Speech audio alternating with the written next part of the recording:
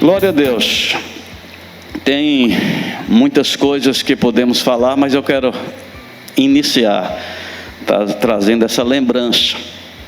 A Bíblia diz que Deus pode nos fazer abundar em toda graça, para que a gente tenha sempre em tudo, diga comigo, sempre em tudo. O que é tudo para você aqui? Amém? Tudo é tudo. E Deus quer não um período, mas sempre. É muito importante, gente, a gente olhar o que a Bíblia diz, porque é o referencial da verdade. Assim, quando queremos ter segurança em uma palavra, e a gente procura o dicionário, e a definição que o dicionário dá daquela palavra passa a ser autoridade. Sim ou não? O dicionário é a autoridade máxima da língua que ele está ali representando. Precisamos ter esse mesmo respeito à palavra de Deus. Ela é a autoridade máxima sobre esse assunto espiritual, sobre Deus. Ela dá as definições e você se sujeita. Você não tenta colocar um remendo ou uma emenda. E se a Bíblia está dizendo que é sempre, em tudo, qual é a definição disso? Deus é a autoridade máxima. Ele sabe por que está dizendo. É sempre em tudo, não é um período, não é uma temporada. Não, é sempre em tudo. Ampla suficiência para a gente superabundar em toda boa obra. Talvez você já me ouviu. Satanás, ele tem uma estratégia e tem dado certo, infelizmente. Ele tem o propósito de cegar o entendimento.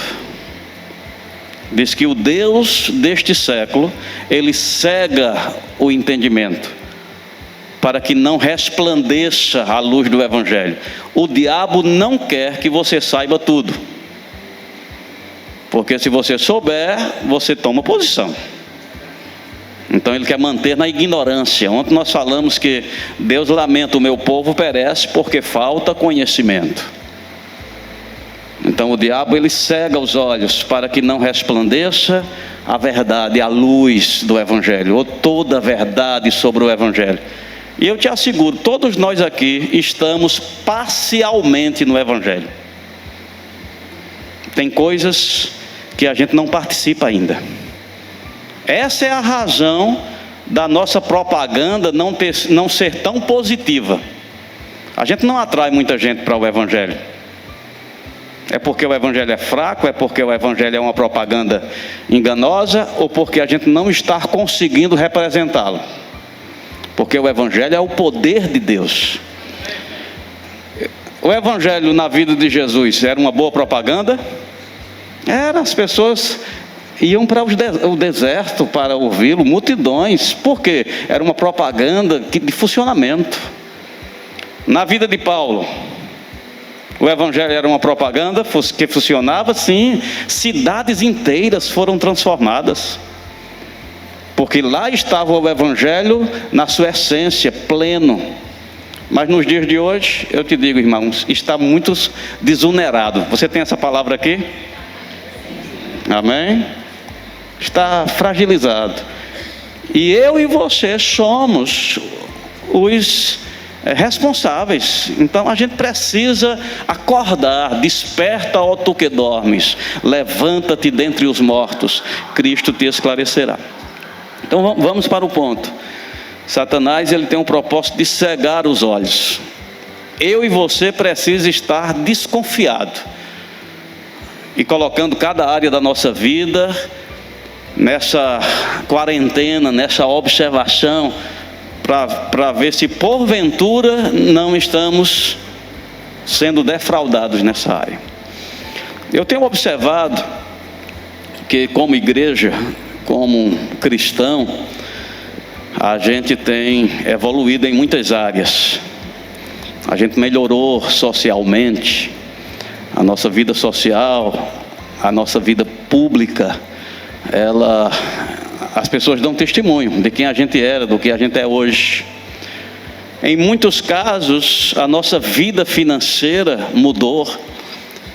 A gente ficou livre, né, de um estilo de vida que defraudava por si mesmo a nossa estrutura.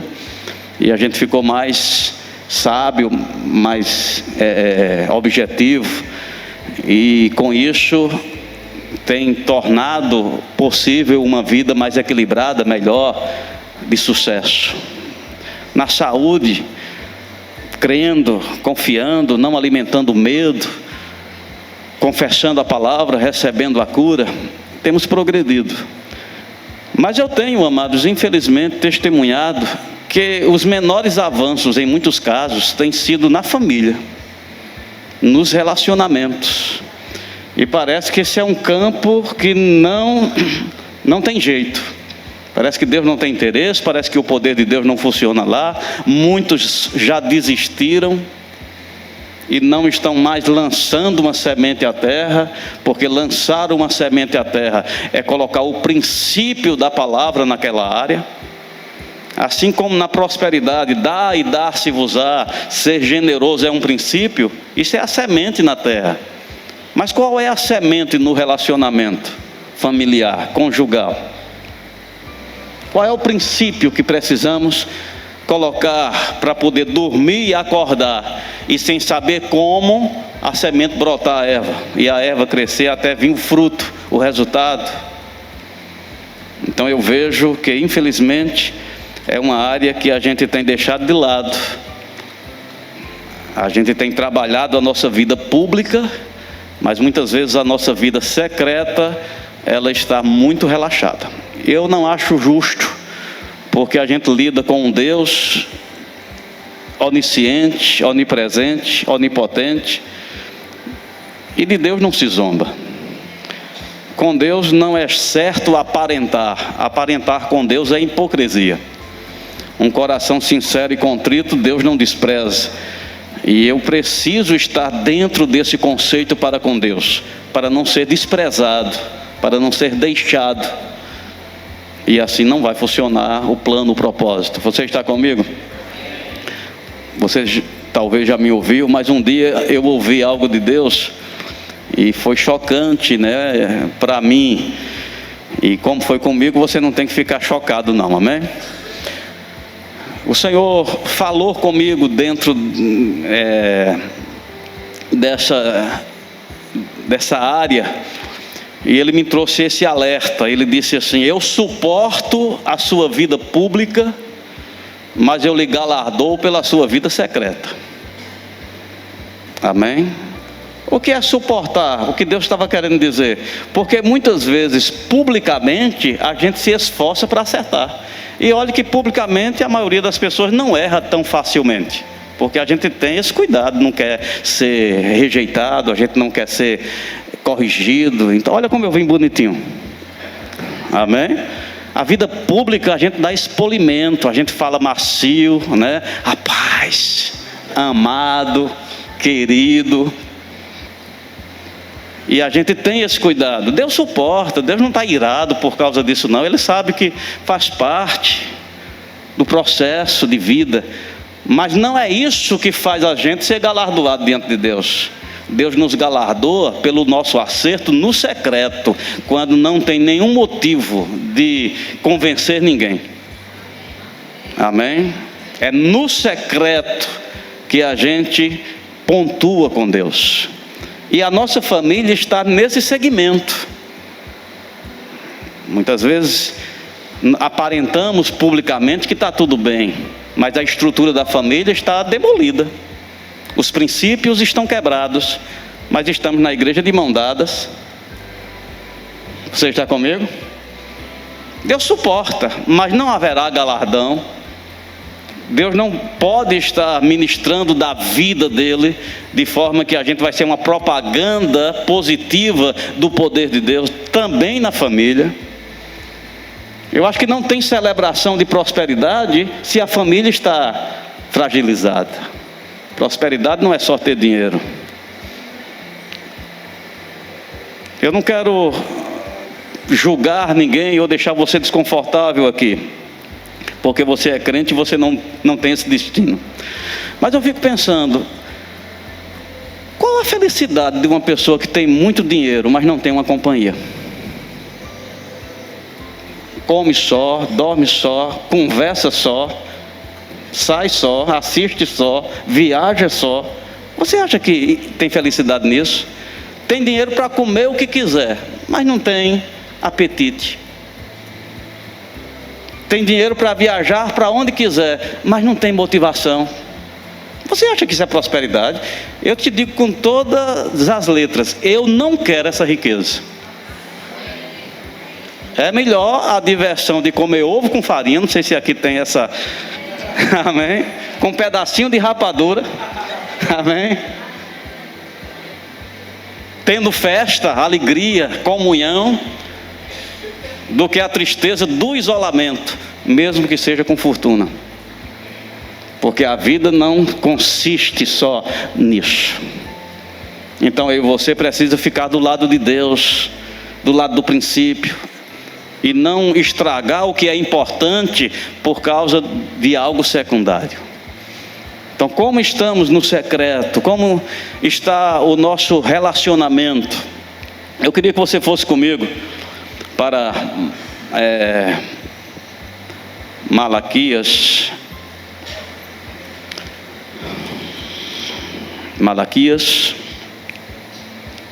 capítulo 2, versículo 16.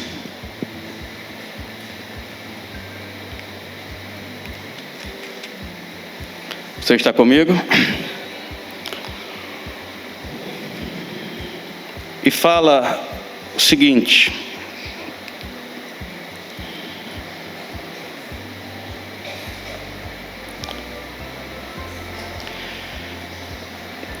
essa é na versão internacional, diz: eu odeio o divórcio, diz o Senhor, o Deus de Israel, e o homem que se cobre de violência, como se cobre de roupas, diz o Senhor dos Exércitos. Por isso, tenham bom senso, não sejam infiéis. A mensagem diz: não se divorciem. Nós estamos vivendo hoje numa sociedade que aceita o divórcio. E vou dizer mais, admira o divórcio. Lutaram pelo divórcio, logo admira, porque vê no divórcio uma ferramenta muito boa para tornar livre as pessoas e elas poderem dar continuidade à sua vida. Mas Deus odeia o divórcio. E agora, quem está certo? Amém? O mundo, na sua forma de pensar e na sua forma de conduzir as coisas, ou Deus, que é o Pai, o Criador, o Pai de toda a família? Eu fico do lado de Deus, porque todas as mudanças sugeridas pela modernidade não estão dando certo. Funciona inicialmente, bom demais, mas na continuidade você vê o desastre. As mudanças que foram feitas dos princípios da palavra de Deus, hoje nós colhemos as consequências sem saber como lidar com elas. Eu te pergunto, quem tem a solução para os presídios? Os presídios hoje é uma consequência de uma educação de anos atrás. Não pode bater, não pode repreender, não pode corrigir. Uma política que dizer não inibe o desenvolvimento da criança. Tudo é sim, tudo é sim, tudo é sim. Hoje as cadeias estão cheias e ninguém sabe resolver. De onde veio? Quebra de princípio da palavra. Então Deus é santo velho. Amém? Deus conhece mais do que qualquer um aventureiro que quer inaugurar uma nova ideia. Então quando Deus diz que odeia o divórcio, é porque tem algo ruim aqui. Agora é importante lembrar, Deus não odeia o divorciado não, gente. Deus odeia o divórcio, porque o divórcio é como a amputação. Quem ama a experiência de ter visto um dos seus filhos amputar um membro. Eu amei aquela experiência. Não, você odeia, você não gosta nem de ouvir sobre aquilo, porque você sabe que aquela situação, por mais que pareça uma ferramenta ou uma solução, trouxe um dano irreparável. É assim que Deus vê divórcio: amputação. É por isso que ele odeia. Por mais que a gente pense, não, vai ser melhor. Não pode ser melhor. Tem um dano, tem uma consequência. Ora, diga os divorciados. Agora, entre morrer e o corpo ter uma infecção generalizada e amputar, é melhor amputar. Tem alguns divórcios, algumas separações que foi necessário para não acabar tudo, mas isso não tira o mal daquilo. Aquilo foi o menos para aquela situação em que estavam vivendo. Mas o dano é certo, está lá. As perdas estão lá, as consequências estão lá. Então a gente precisa acordar, por mais que essa música esteja tocando aí, divórcio é uma ferramenta, é uma boa ideia, é algo da hora. Há estatísticas em alguns lugares que há mais casos de divórcio do que de casamento. Isso é uma desgraça, gente. Na contramão. Então eu e você tem que lutar para que divórcio não seja a realidade para a nossa vida. Se você já foi divorciado, Deus não te odeia e Deus está trabalhando para endireitar os teus caminhos. E com certeza você está tendo outra oportunidade, ou vai ter. Seja zeloso para colocar em prática que, cuidado, não se divorcie mais. Deus está dizendo, lute para que isso não aconteça. Esse é o conselho de Deus aqui. Agora, não é só dizer eu não quero. Você tem que trabalhar para.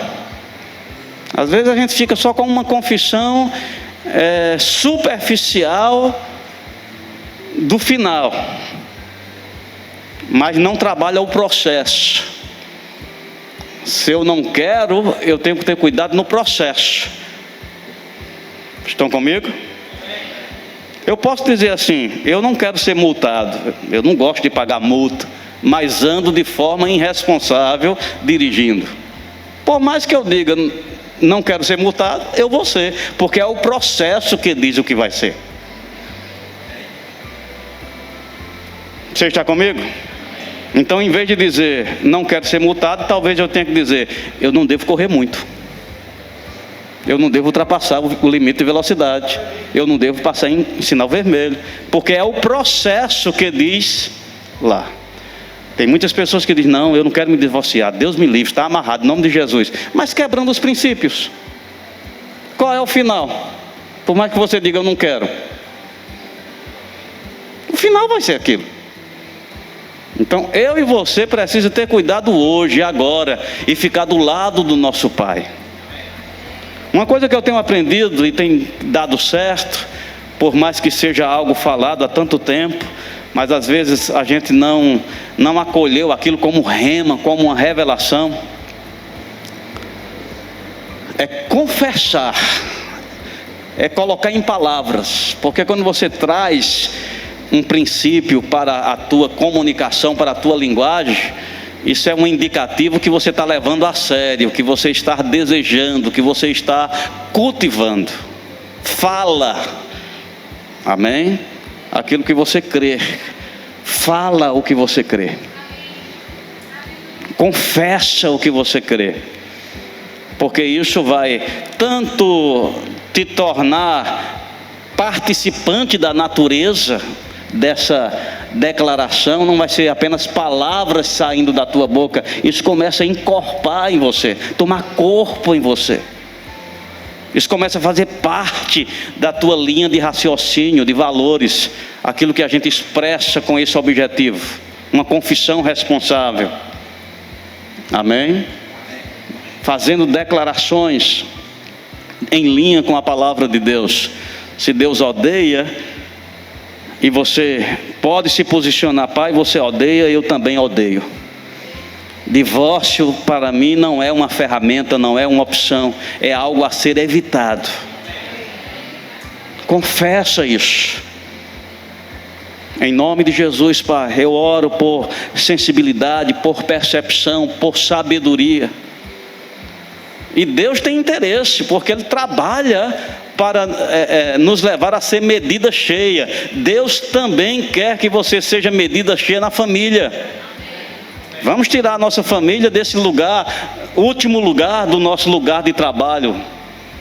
Trabalhamos a nossa vida pública, muitas vezes nos tornamos bons membros, fiéis. Os princípios no que diz respeito à membresia, temos o maior cuidado de cumprir. Muitas vezes nos tornamos ministro, e no que diz respeito às responsabilidades públicas do ministério, temos a maior atenção para cumprir. Mas a nossa família está como aquele quarto de despejo, que você não quer que ninguém entre para ver a bagunça.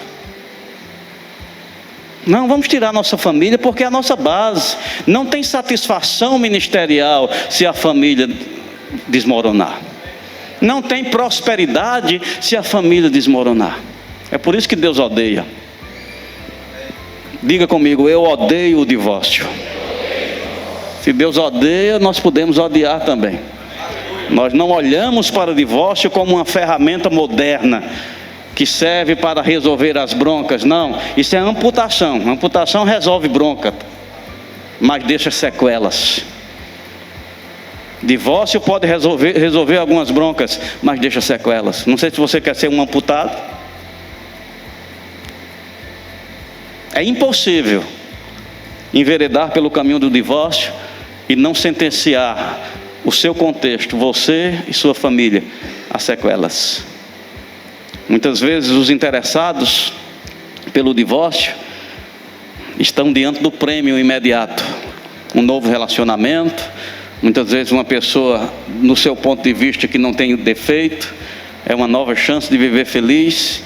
Mas eu te digo, tem um ônus aqui, tem uma situação que não pode dar certo plenamente. Tem uma violação de um princípio. Mas o que dizer dos filhos? O que dizer dos filhos que compõem a família? De Deus não se zomba. Uma pessoa que se lança no egoísmo: não, pouco importa, eu quero ser feliz. Não tem como dar certo a longo prazo, porque um princípio está sendo quebrado aqui. Você está fazendo uma semeadura de desgraça. Quando você olha só por você mesmo: não importa não, Deus dá jeito, os filhos passam. Não, tem uma destruição. Por isso que Deus odeia. A consequência que um divórcio traz machuca muito, lesa muito, danifica muito. É por isso que Deus odeia, porque Ele vê todo o quadro. O divorciado talvez só veja a nova pessoa com quem ele está agora, mas Deus vê todo o quadro. Diga: eu odeio o divórcio. Amém? E para não ir para lá, se faz necessário a gente trabalhar o agora, não ser relaxado. Eu e você não podemos colocar o serviço na igreja ou a atuação ministerial e deixando a nossa família, o nosso quarto da bagunça. Não. Família você deve colocar nesse lugar de honra. A Bíblia diz o leito sem mácula. Amém? A Bíblia fala que para Deus o bom andamento é quando um bom chefe de família, ou podemos dizer uma família bem estabilizada. É assim que Deus vê a continuidade. Não, mas eu consegui entrar no ministério mesmo com uma família, minha família bagunçada. Ei, alguma coisa está violando, amém? Talvez não venha salário, talvez não venha graça, talvez não venha recompensa, porque de Deus não se zomba. Eu não posso ir à frente deixando de considerar pontos que Deus diz: isso aqui é importante. E se Ele diz que para o avanço do crescimento eu preciso ser um bom chefe de família, ou seja, desempenhar bem o meu papel na família. Qual é o meu papel na família? Ser o cabeça, ser pai, ser esposo. E a Bíblia ainda dá detalhadamente. E o que o esposo faz? Ama a sua esposa. O que o esposo faz? Sofre o dano para proteger, assim como Cristo fez com a igreja.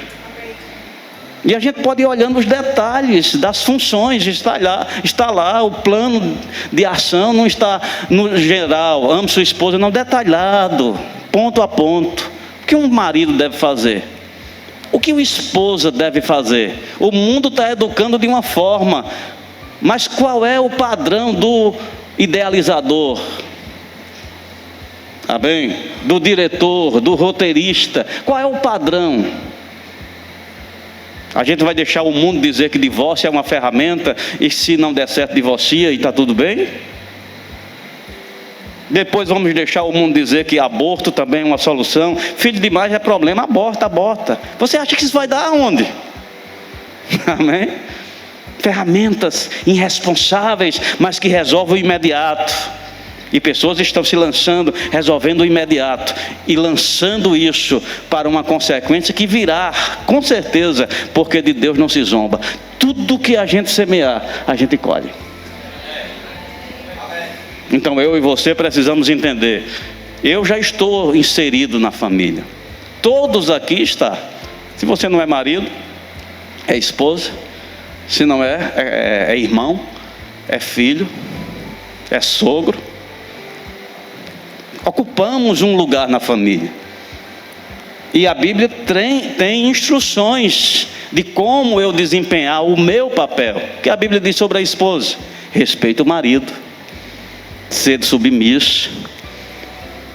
Esses movimentos que estão aí no mundo, gente, por mais que tenha uma propaganda de defender uma causa justa, quando você vai olhar, os princípios usados não são adequados, não são certos,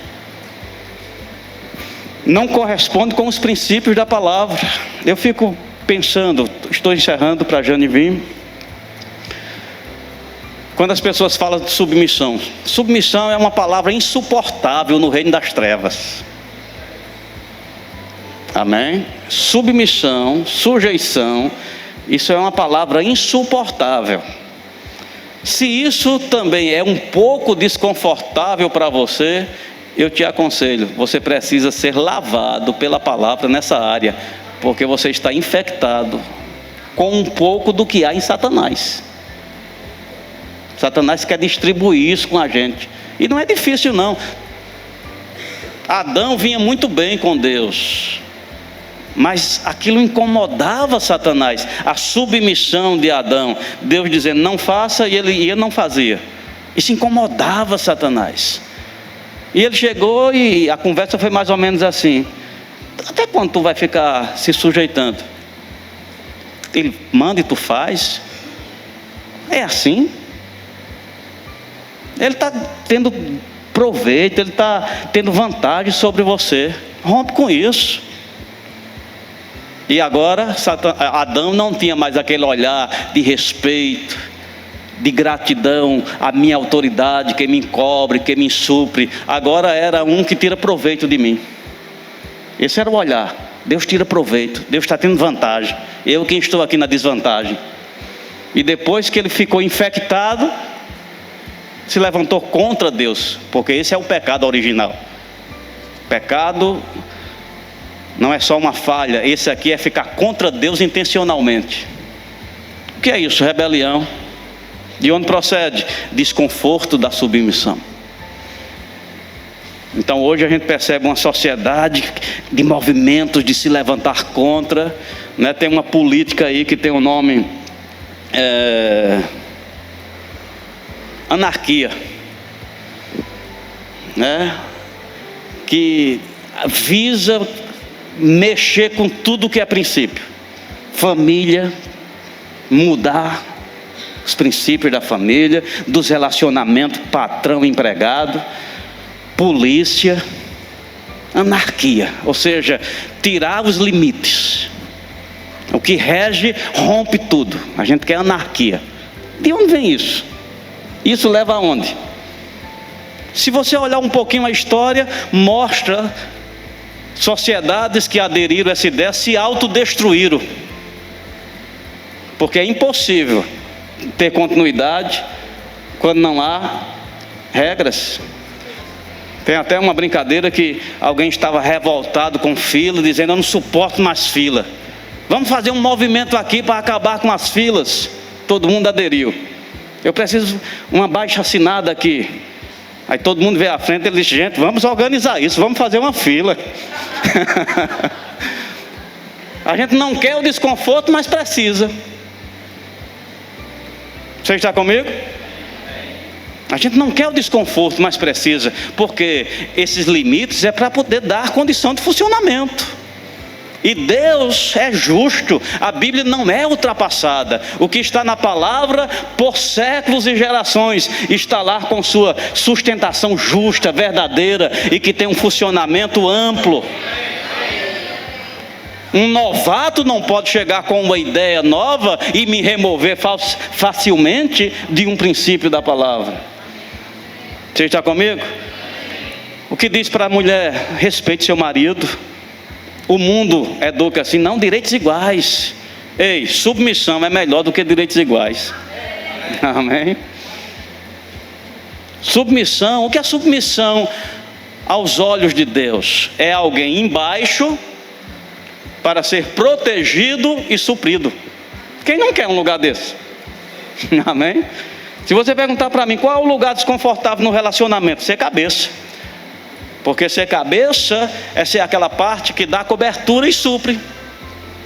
É o que o pai é para os filhos. Por isso que ninguém quer ter muitos filhos mais. Não é bom ser cabeça? Eu tenho 10 filhos, 11 como teve minha mãe. Aí você diz: eu sou autoridade. É bom ser autoridade, porque nesse contexto ser autoridade é ser responsável. É alguém que tem que dar conta. Aí não quero, não, só quero 2 filhos. Oxe, diminuindo teu alcance de autoridade, rapaz. Amém. Porque você sabe que ser autoridade é ser cabeça. Eu falei, se fosse exemplificar como Deus vê a mulher dentro do casamento, diz que é um vaso mais frágil. Diz que Deus fez uma auxiliadora idônea, né? Aonde as pérolas elas são desenvolvidas? Na ostra. A ostra é bonita? Amém? Tem um grande comércio de ostra? Não, porque a ostra é a autoridade, o que cobre, o que protege, o que leva pancada nas pedras. Para quê? Para proteger a pérola, porque ela é o quê? Sensível. Se ela não tivesse a proteção da ostra, ela não se desenvolvia. O que é ser cabeça no casamento? É ser ostra. Tem uma ostra aí perto de você? E o que é ser submissa? É ser pérola. Olha que ideia maravilhosa de Deus. O diabo gosta disso? Não, ele se levanta com uma propaganda: você está ficando embaixo, você está sendo tapete. Não, Deus não planejou assim. O mundo está vivendo assim. Se a gente seguir a ideia que Deus plantou, é justo, é belo, funciona. É difícil para o homem ser ostra? Não, ele foi criado com uma estrutura mais forte. Amém? Para carregar peso, para suportar coisas. A própria estrutura emocional para lidar com pressão. Faz parte, não há um sofrimento para um homem ser cabeça. Assim como a mulher também foi criada com uma estrutura de sensibilidade. Não é difícil para uma mulher ser submissa, está na estrutura dela. Ela gosta de ser protegida e suprida, só se estiver debaixo de um engano. Não diminui a mulher. Uma mulher bem mulher e bem coberta com uma autoridade, ela vive uma vida de princesa, de rainha. Diga amém, mulheres. Amém. Comece a confessar isso na sua vida, amém? Olha para teu marido, se estiver do teu lado assim, e diz a ele: e tu, ostra, quando é que vai fazer alguma coisa?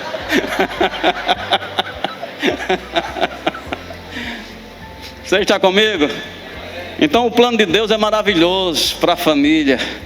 Tem muito que a gente precisa. Aqui está o nosso dicionário. Aqui está o detalhamento de cada função. Se Deus odeia, eu odeio. Se Deus fala que é bom, eu falo que é bom. E se eu não entendo como é, eu oro para saber. Amém? E por último, eu quero que você vá para 1 Coríntios capítulo 3. Aleluia. Não precisa mudar nada, já dá para começar de onde você está. Diga, já dá para começar de onde eu estou. Está esperando o quê? Tem que esperar não, já dá para começar de onde você está. Está faltando nada, só posicionamentos e sujeição da tua parte à autoridade de Deus. Ele é o pai de toda a família, Ele é o cabeça. Capítulo 3, versículo 11, diz, 1 Coríntios: porque ninguém pode lançar outro fundamento além do que foi posto, o qual é Jesus Cristo. Contudo, se alguém edifica sobre o fundamento é ouro, prata, pedras preciosas, madeiro, feno, palha, manifesta se tornará a obra de cada um, pois o dia a demonstrará, porque está sendo revelada pelo fogo, e qual seja a obra de cada um, o próprio fogo o provará. Se permanecer a obra de alguém que sobre o fundamento edificou, este receberá galardão. Se a obra de alguém se queimar, sofrerá ele dano, mas ele mesmo será salvo, todavia, como que através do fogo. Tem muitas pessoas que elas estão vivendo nessa esperança de ser salvo como que através do fogo. Não, mas mesmo com tudo eu vou para o céu. Amém. Isso é bom, mas não é tudo. O desejo de Deus é que você edifique, e que a sua edificação sobre esse fundamento aqui seja ouro, prata ou pedras preciosas. Isso quer dizer que você terá galardão nessa vida. A gente escuta a história de Sansão e diz que foi gloriosa. Sansão morreu levando consigo todos os seus inimigos. Mas você sabe que poderia ter sido melhor? Amém? Ele poderia ter matado os inimigos sem morrer? Ter matado os inimigos sem passar boa parte da vida dele como escravo cego rodando uma roda? Aquilo era consequência. Então eu posso dizer que Sansão foi salvo como pelo fogo, mas ele mesmo não teve galardão, viveu uma vida miserável, porque foi relaxado nos princípios. Só ir para o céu, gente, é importante, mas Deus quer que você edifique sobre o fundamento que você recebeu no novo nascimento, e faça bem, e que a sua obra na família seja ouro, prata ou pedras preciosas. Não algo que pode se queimar, uma coisa tão frágil, tão fraco, que vai se romper, você vai ser uma estatística negativa de uma família que não foi à frente. Diga, minha família não vai ser um elo fraco. Minha família vai permanecer. Eu declaro isso no nome de Jesus. Você diz amém.